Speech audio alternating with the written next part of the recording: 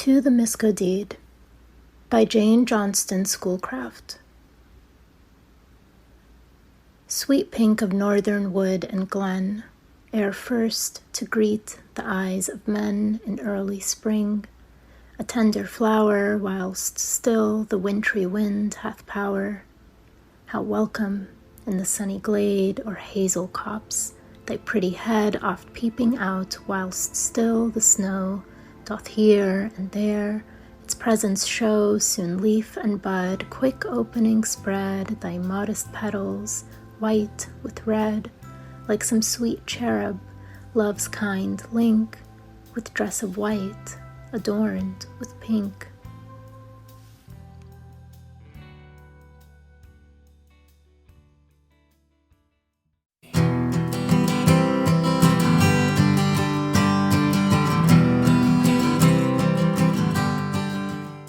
Hello, everyone, and welcome to another edition of Dylan Box. I'm your co-host, Ryan.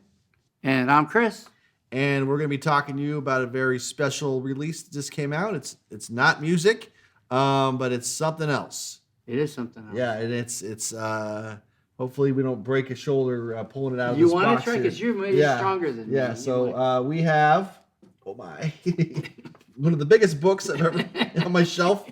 This is called Bob Dylan, Mixing Up the Medicine, and it is, I guess you can call it a retrospective of the Tulsa exhibit, the Bob Dylan Museum in Tulsa, Oklahoma. 600 pages, and it's gigantic. It is gigantic. When it came to my house, I just kind of laughed. I don't read things very clearly. Mm-hmm. You know, it says Dylan. I think you would message me, Mix Up the Medicine's coming out. Oh, good. You know, and I just put it in the wish list. Click, and it's just like this big truck, backed up. beep, beep. You want to come out and help us with this? Yeah. To cart this thing in. But it really is, if it doesn't look massive in front of this massive display box, the Dylan box, it really is, there's a heft to it that it makes you want to go to Tulsa. It does, yeah. I mean, I originally thought... this can be a replacement, in lieu of going, but no, rather it does showcase some of the artifacts, of course. Right. It has a lot of essays, which is great to read really about. Really great, yeah. And you have certain people they were able to pick an artifact and then write about it, which I thought was cool. So some of the pieces that are written in here they actually picked what they like or what jumped out to that individual, and then they wrote a little bit about it, which really coheres this as not just a big block of content. Another Dylan book, just another Dylan book. Right. Is that the curators made a great use of the concept. How are we going to promote this vast array of Dylan memorabilia? Absolutely. And how would you make it important to some people? Instead, by having people write essays, and you realize that when you're going through this book, that you're like a satellite, just pinging off of little events. Oh yeah, there you go. Dylan and the Dead. Hey, star of a previous show. Dylan Box episode, but. We can open a random page in this book, and there you go. Right, and it's not 12 pages on the dead. It's going to be really that. Yeah. Probably right there. This picture, we had a set list, so that's definitely that's from the museum. You have like a lithograph or a picture, tour promo stuff.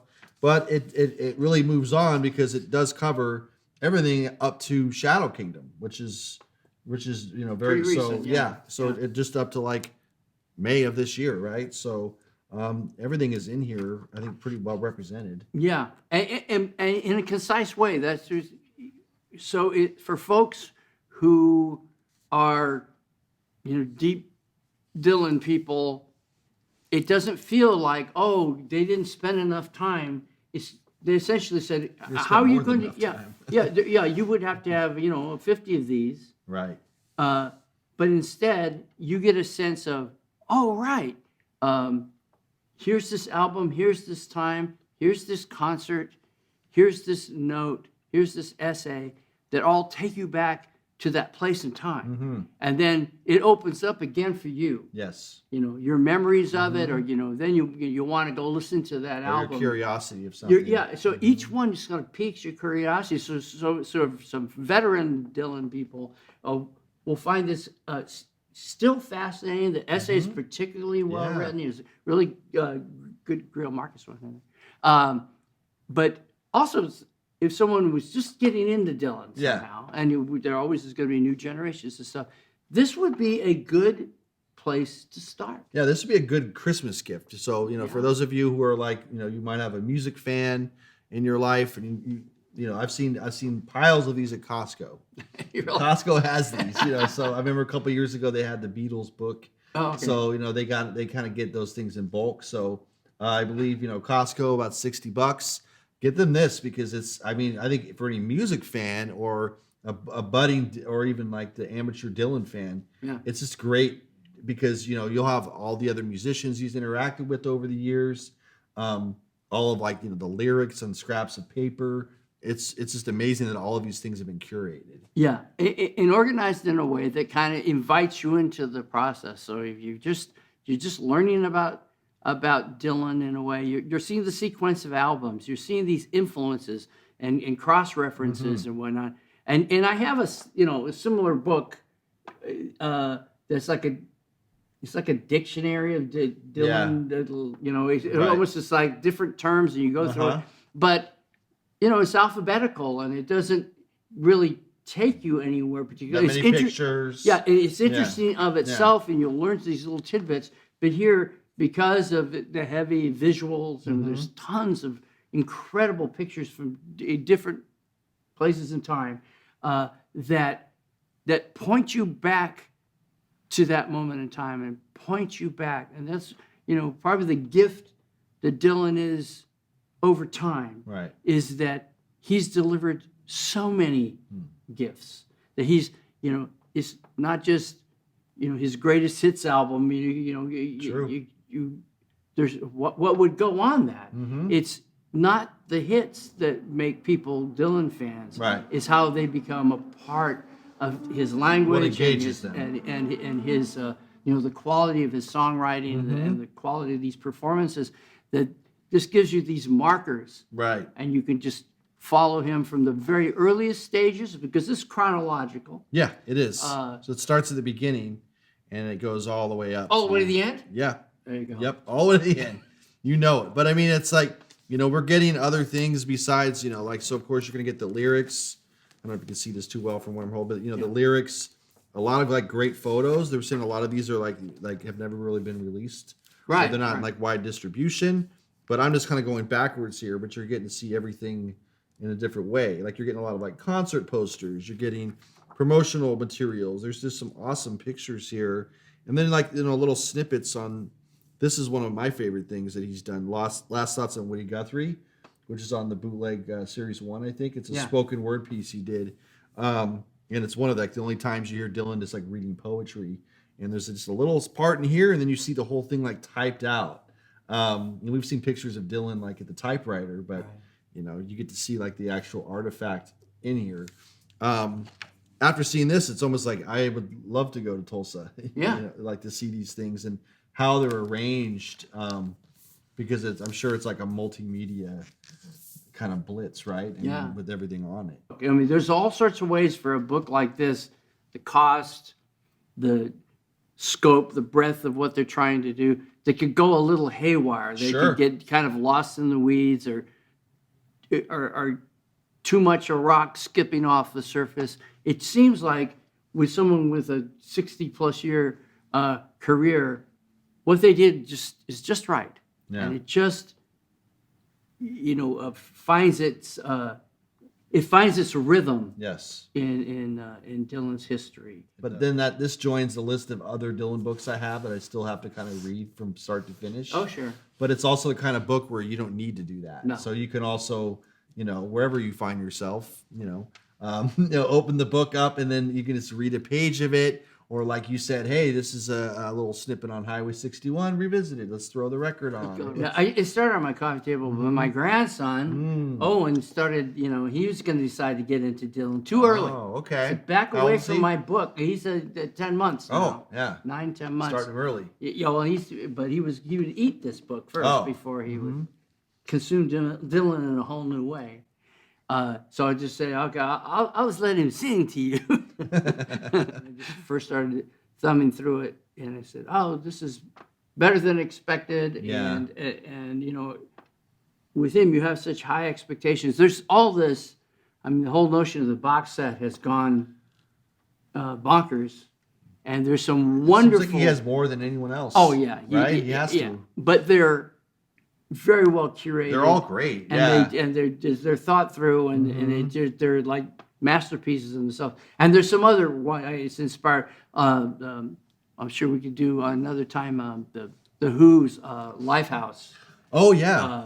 Project it's about twice the size of that book, but again, it's a massive undertaking of what ended up as Who's Next. So I think probably the audience's appetite for not reliving the past, but re-experiencing and finding things anew. But, always. But if they do something as good as this, it's worth revisiting some of our major players for sure. Agree. And maybe I'll just kind of close with a quote here from the book. Dylan himself said this in 2011.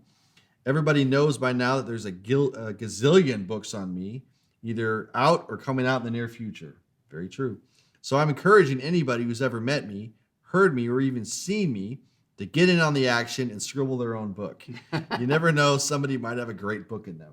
So it's not like, it's funny because he never really endorses these things. No. And it could be all like, it could be like the Rolling Thunder movie, which a lot of us has bought hook, line, and sinker, but really a lot of that was kind of made it up as you went along. It was a joke. As we know, the man is kind of a prankster, but that's why we love him, and we think you're gonna love this book. There's two thumbs up. Two thumbs up. For mixing up the medicine. Yeah, check out the book and go to Tulsa. Yeah, we'll see you there. Yeah. Thanks everybody. We'll see you again on another edition of Dylan Box. I'm Ryan. I'm Chris. And we'll see you all later.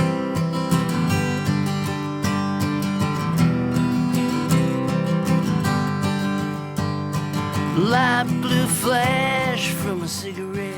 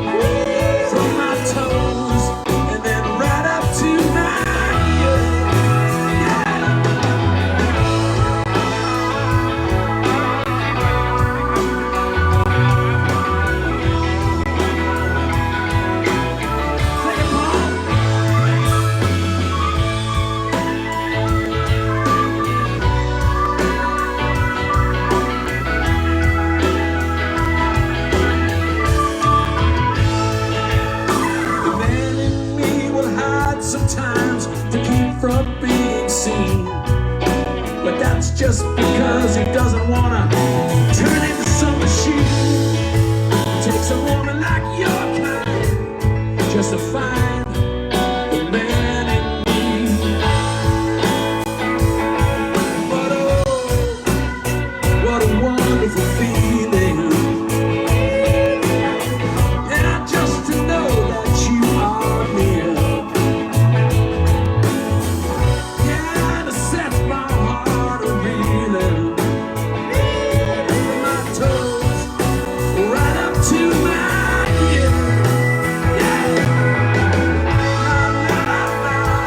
Ooh, la, la, la. La, la, la, la, la, la, la, la, la, la.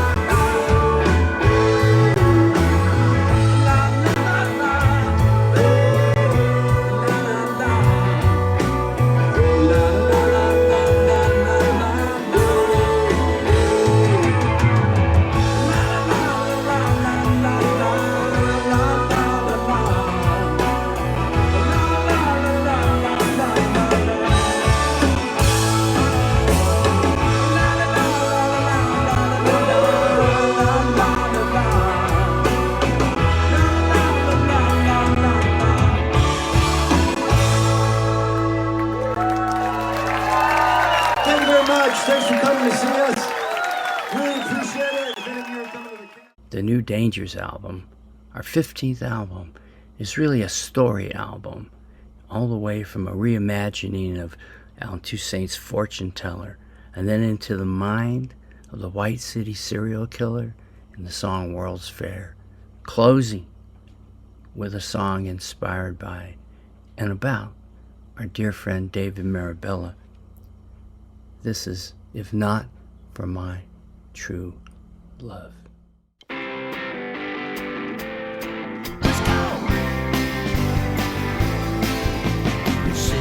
I'll tell you a story of how you can dream it away. Round this circle, was it a night? Keeping on fly shoes, a million feet high, sky wide open, and here comes the star. Down below us, crashing cars. Round in circles on the Ferris machine. Gaslights flicker, a sepia dream. Hearts wide open, and topple the fair. A disregard for every way. Close eyes, learn to fly. The secret's safe.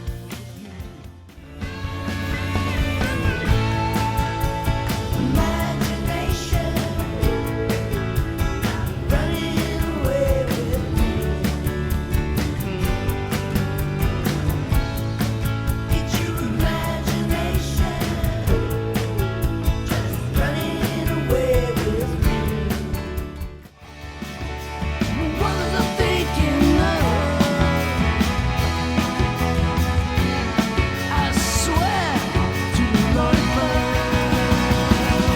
and not for my true love, not for my true love, not for my true love, not for my true love. These are the days I'm gonna wish I'd said, and I wish I'd spoken my mind. These are the words that I wish I'd said. Does anyone notice that time? Anyone notice that time? Anyone? For you and me, for you, for me.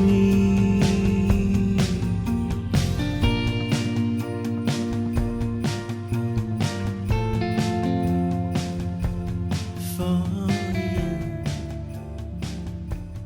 for me.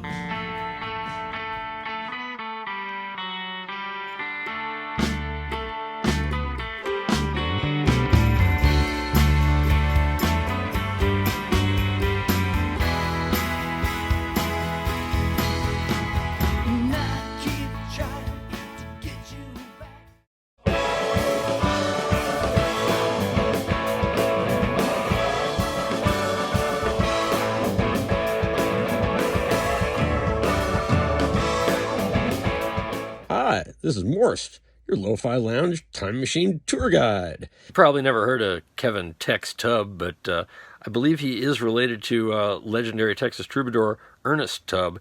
And Tex is a big Dylan fan. I met Tex, I think I met him when he was in line to go see Bob Dylan. And he gets there really early so he can sit close.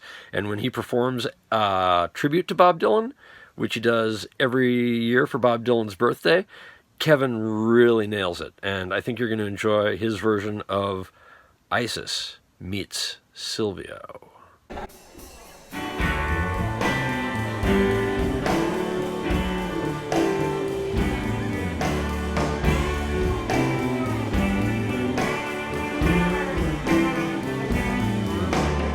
Stick my future on the helmet past. Looks like tomorrow is a coming on fast. Ain't complaining about what I got. Seen better times, but who has not? Silvio, silver and gold. Wanna bow back the beat of a hot grown cold. Silvio, I gotta go. I'm gonna find out something only dead man know.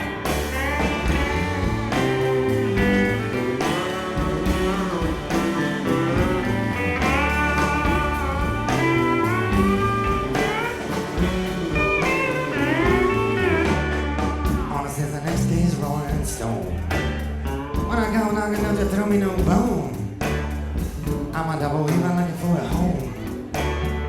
If you don't like it, you can leave me alone. I can snap my fingers and start the rain. From a clear blue sky, I'm turning off again. Stroke your body and relieve your pain. I can chime the whistle of an evening train. Silvio, silver and gold, wanna buy back the beat of a hot grown cold. I gotta go, gonna find out something only dead man know.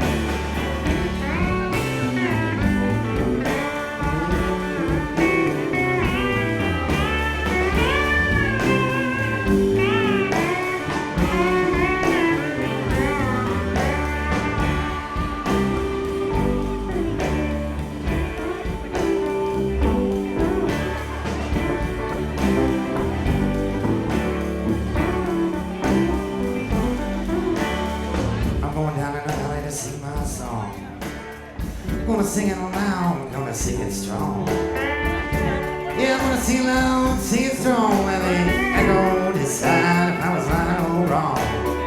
Silvio, silver and gold. Wanna buy back the beat of a hot grown cold. Silvio, I gotta go. Gonna find out something only dead man know.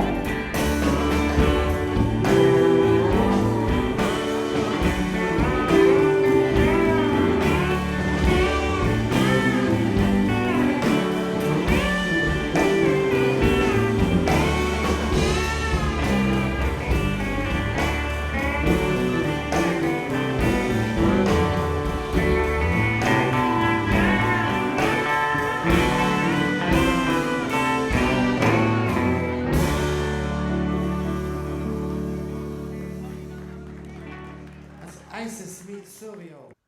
So we'll see you next time, here on the Time Machine. Thank you for enjoying this blurb rap. Blurb rap, blurb rap.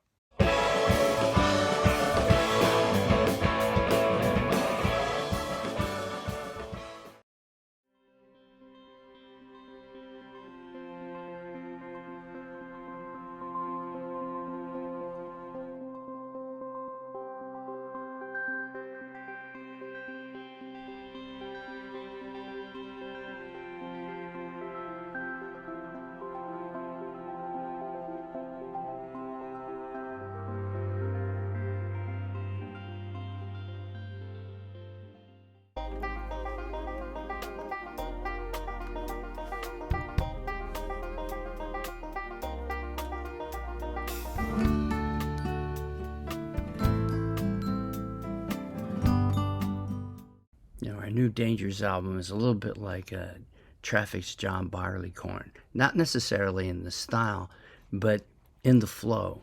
On that album, Stevie Winwood set about making a solo album. He's playing all the instruments and and has his signature flowing through it, but he realized that he could not achieve the deep meaning of each song without enlisting the power of his bandmates.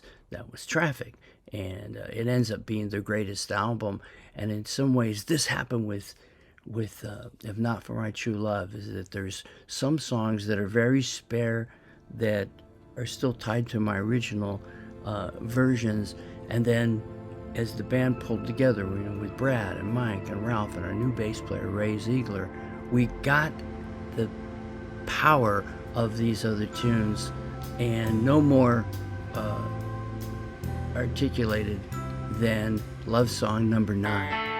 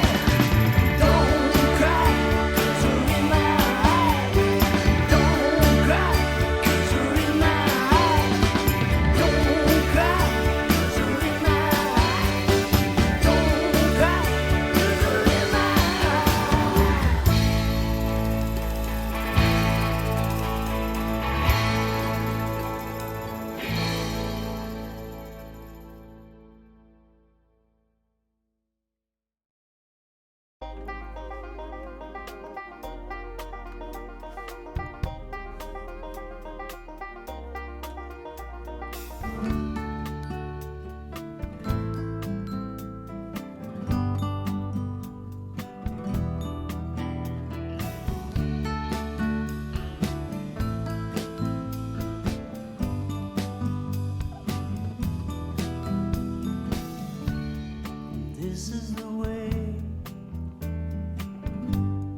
goes without saying.